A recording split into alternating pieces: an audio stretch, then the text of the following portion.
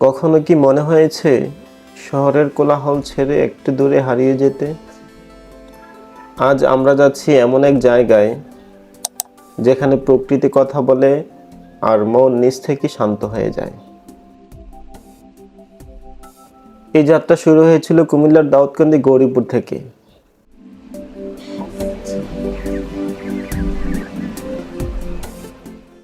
এই যাত্রার পথের সঙ্গী হিসাবে ছিলেন হাসান তৌফিক ইমাম, মোহামিনুল ইসলাম সাদ্দাম, আহমেদ শরীফ, আল আমিন, নজরুল ইসলাম, বড় দাদু অর্থাৎ রেজাউল করিম, আশরাফুল সোহাগ, সোহাগ মোল্লা, কাজী ইয়াকুব, ছোট দাদু অর্থাৎ রুহুল আমিন শিকদার, আনাস আরও অনেকেই। এই রাস্তা, এই বাতাস, প্রতিটা মুহূর্তের জন্য নতুন একটা গল্প। ক্যামেরায় যতটা সুন্দর দেখা যাচ্ছে, বাস্তবে তার থেকেও অনেক বেশি।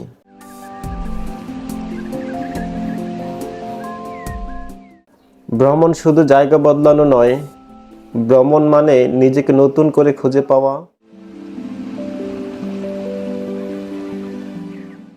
আজকের এই যাত্রা আমাকে আবার মনে করিয়ে দিল, ছোট ছোট মুহূর্ত আসলে জীবনের সবচেয়ে বড় আনন্দ।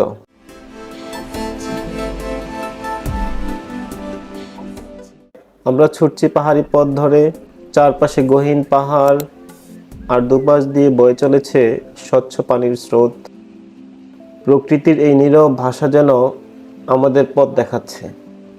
পথটা সহজ ছিল না, তবুও প্রতিটা বাঁক, প্রতিটা দৃশ্য আমাদের আরও কাছে টেনে নিচ্ছিল নাপিতাছড়া ঝর্ণার দিকে।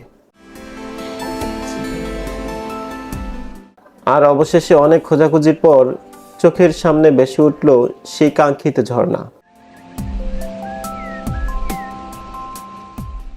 পাহাড় বেয়ে নেমে আসা ঠান্ডা পানির শব্দে আমার ক্লান্ত মন একদম শীতল হয়ে গেল।